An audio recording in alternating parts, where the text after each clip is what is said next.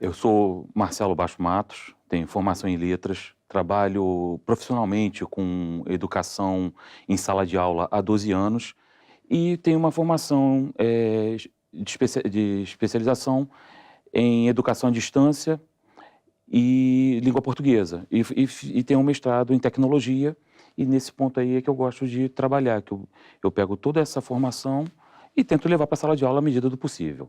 Ano a ano, tento usar sempre pelo menos uma forma analógica, porque é um pouco complicado a utilização de tecnologia em sala de aula por falta de recursos, né? Eu trabalho na rede pública do estado do Rio de Janeiro, então não há tantos recursos disponíveis para a gente trabalhar, então a gente trabalha de forma analógica. Mas houve um ano, o ano de 2011 em particular, em que um jogo estava em voga, não é o melhor exemplo de jogo do mundo, que era o favelado game, mas atingir o meu público se identificava um pouco com aquela tecnologia, né? Então era uma história em que o indivíduo, né, o jogador, ele, ele era um morador de rua e ele tinha que sair daquela condição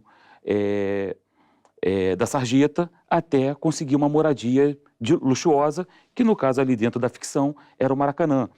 Mas para isso acontecer, tinha que haver um planejamento, ele tinha que bolar uma estratégia e não só uma estratégia individual, mas também coletiva. Ele tinha que juntar força com os colegas dele e era tipo uma página de Facebook, né?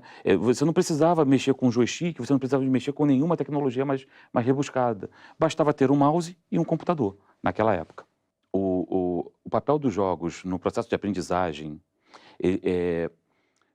na minha opinião, ele cabe pela definição do Homo ludens, né? O Isinger, ele já dizia o seguinte, que nós somos mamíferos, nós nascemos para brincar, nós nascemos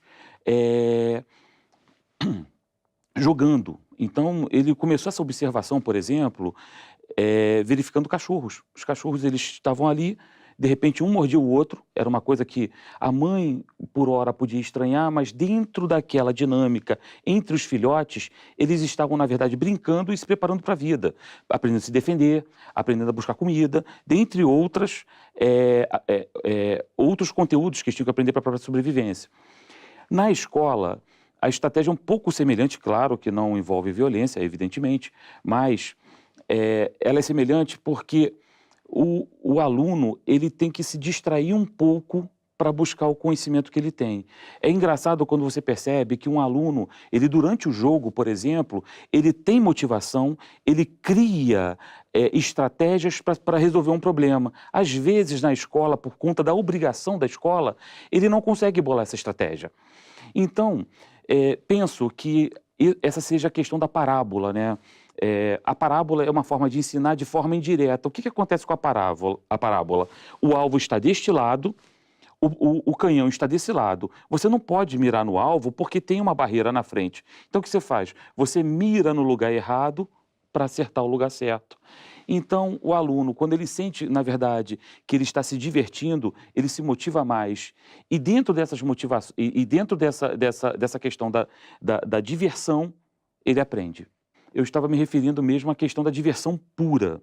Mas o Serious Games é a diversão de maneira séria, né? Então você pega um conteúdo, ele não é tão parabólico, ele tem um conteúdo mais objetivo, e os temas que são relacionados dentro dos jogos, né, eles são temas mais sérios. Então, para os Serious Games, às vezes, ele não tem tanta diversão quanto um jogo comercial tem. Mas ele funciona mais objetivamente, em algumas ocasiões, para a aprendizagem, para a cognição, para a aprendizagem. Eu posso citar o exemplo do meu filho, né? Tem 2 jogos que ele usa, que é o GTA, que todo mundo conhece, e tem um jogo que ele não é comercial, é o Trove, em que o indivíduo ele tem que buscar recursos dentro do jogo e enriquecer. Para que o sucesso dele do jogo possa ocorrer, ele tem que conseguir dinheiro, digamos assim, um dinheiro virtual que seja. E ele consegue esse dinheiro fazendo escolhas. Por exemplo, o tempo que ele perde tentando ganhar ali os recursos dele dentro do jogo, tem certas ocasiões que ele consegue ganhar mais, ganhar menos. Às vezes fazendo aplicações. O exemplo que ele me deu ontem mesmo foi o seguinte, ele comprava um objeto, por exemplo, 1000 peças por cada uma custando 5 unidades de dinheiro. E ele vendia 300 peças por 9 unidades desse dinheiro. Então, qual foi a primeira coisa que ele percebeu? Se eu compro um monte maior, dividir em 3 menores, quem tem menos dinheiro consegue comprar.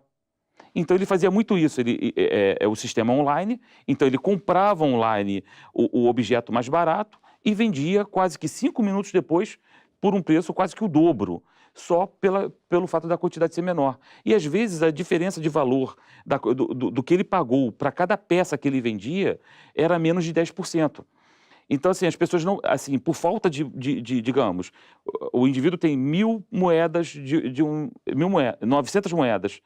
Por falta de 100 moedas, ele não compra uma quantidade maior, mas ele precisa daquilo ali para conseguir as 1.000 moedas no futuro e fazer um novo investimento. Então, sim, há várias formas, várias estratégias, elas são utilizadas já há muitos anos e tem muitos outros jogos que fazem isso. SimCity é um deles, né, em que você é o administrador de uma cidade, você é um prefeito, e tem vários outros jogos. Abordar a educação financeira para alunos da rede pública é muito importante porque muitas vezes o aluno ele sai da escola sem perceber que aquele conteúdo que ele aprende na escola serve para a vida dele. Então, é como se ele passasse anos e anos treinando alguma coisa, mas ele não sabe aplicar. Nos jogos, ele não tem escolha. O jogo meio que obriga ele a tomar uma postura mais ativa diante disso. Nós, na escola, pecamos às vezes por usar temas, por exemplo, teóricos, situações teóricas, em que o aluno ele não vê a viabilidade daquilo ali em momento real. O jogo não, o jogo ele trabalha com um elemento que é bastante interessante, que é o tempo. Dentre outros, é o tempo, a necessidade barra tempo. Então ele tem uma situação ali, que ele tem um tempo para ele resolver aquilo ali, se ele não resolver dentro daquele tempo, ele perde. Na escola isso não ocorre porque, às vezes, ele é testado poucas vezes, né? Porque ele tem os momentos ritualísticos para que isso ocorra, provas, testes, o momento que o professor na sala de aula. Já no jogo, não. O tempo é do aluno. Ele escolhe o tempo, ele tenta quantas vezes ele quiser. E às vezes que ele fracassa, ele não sente vergonha desse fracasso. Por quê? Porque ele está sozinho, ele tá testando a si mesmo. E ele, dentro daquele erro, ele aprende também. A primeira coisa, no caso de língua portuguesa, é utilizar a própria literatura como jogo. Há várias teorias que falam disso, que falam inclusive do chamado jogo da literatura, né? Trabalhar com jogo não precisa necessariamente você ter um tabuleiro, não precisa necessariamente você ter uma plataforma virtual. Você pode criar uma plataforma virtual. Imagina, lembro-me de uma situação em que eu estava com crianças na minha casa, havia 20 crianças na minha casa, eram meus primos, minha mãe levou para casa, eu não tinha hábito de tratar com crianças, e a minha mãe falou que eu contava histórias, né, para essas crianças. E elas ficavam o tempo todo me pedindo para contar história, e eu, quer saber de uma coisa, moleque? Peraí, senta aí. Todo mundo sentava, eu achava aquilo estranho, esperava aquela hora perto do anoitecer, claro, que espertamente eu escurecia a sala, botava uma vela no centro, tirava a luz e começava a contar uma história de terror, né? Claro que uma coisa suave, nada para assustar a criança, é para manter a atenção dela, nada de sobrenatural. Um leão chegou na floresta e tal, e sabe quando você chega perto da criança e diz assim, o leão chegou assim, mas ele te encarou de uma tal maneira que, uau! Aí a criança, pronto. Você captou a criança, você captou o aprendiz, ele entendeu, ele está mais dentro da história que você. Ele está tão dentro da história, mas tão dentro da história, que ele é capaz de recriar a história a partir daquele ponto. Então essa é uma das maneiras, porque você pode trabalhar, por exemplo, a literatura. Outra maneira também interessante, tem um texto que... Textos, por exemplo, de investigação. Para a leitura no meio, quem são os suspeitos? Qual é o crime? Quem são, né? Quem está investigando? Esse cara que está investigando, ele é idôneo? Ou ele também é um suspeito? Traz a curiosidade para o aluno. O processo de gamificação, dentro da sala de aula, eu prefiro a ludificação. Parece uma filigrana, mas não é tão bem assim. A gamificação, ela conta com suporte tecnológico, de TIC, né? de computadores e afins. Já a ludificação, esse processo que eu acabei de falar anteriormente, ele era ludificado. O que você faz? De forma analógica, sem qualquer suporte tecnológico que nós conhecemos como high-tech, né? Você pode levar transformar uma aula, transformar uma aula tradicional em uma aula mais divertida. Então, a gamificação, a ludificação, tem a ver com esse processo de... No caso, a gamificação ela é um pouquinho diferente, mas a ludificação é trazer diversão para aquilo que é sério ali. Já a gamificação trabalha com outros elementos, como pontuação, tempo, mudança de cenário às vezes. Então, conta, sim, com o suporte de uma plataforma virtual. E no caso do analógico, você faz a plataforma virtual. Quando você pega a sala e transforma ela numa selva, você usou a tecnologia que, na minha opinião, é a mais importante do mundo. É a mente daquele que está te ouvindo, né? Que é o seu aluno. O seu aluno, o seu aprendiz, enfim, da forma que você identificá-lo.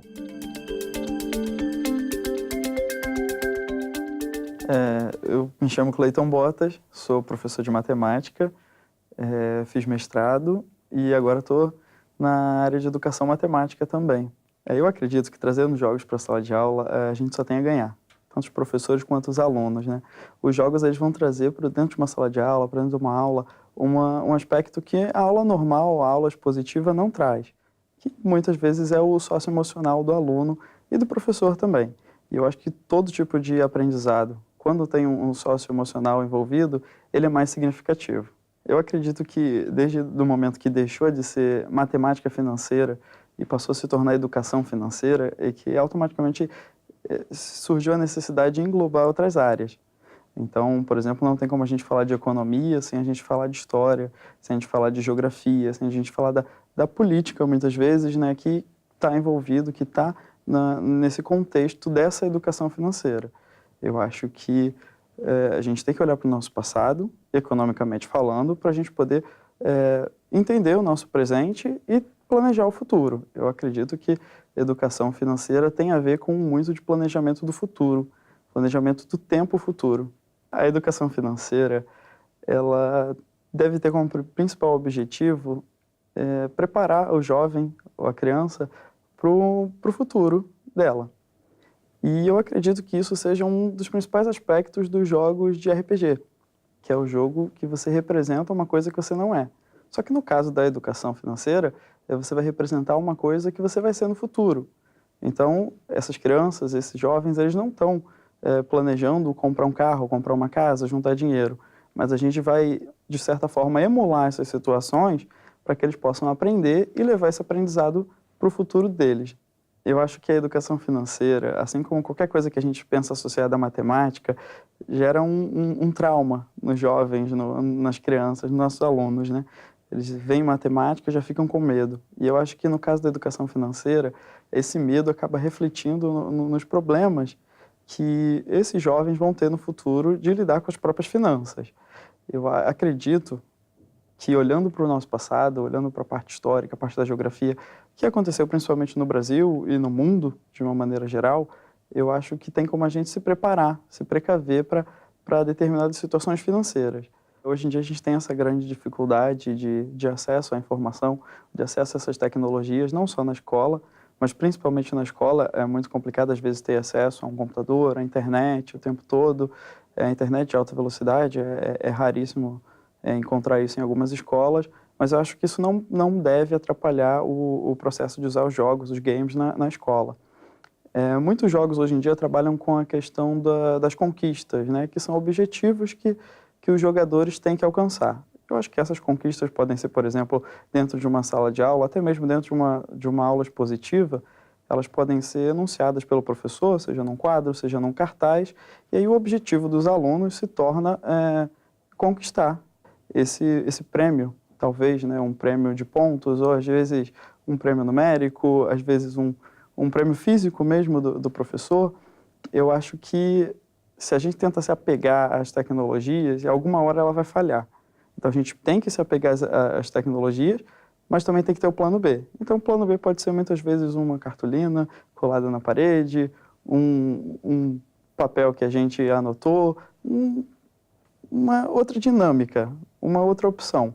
É claro que quando a gente tem um computador, quando a gente tem a internet, o data show, isso tudo flui muito mais rápido, flui de uma maneira muito melhor, mas não é um impedimento se a gente não tiver. Eu acho, quando a gente fala de um trabalho interdisciplinar, A gente precisa dar condição para os professores de terem esse contato interdisciplinar, né? Esse contato entre eles.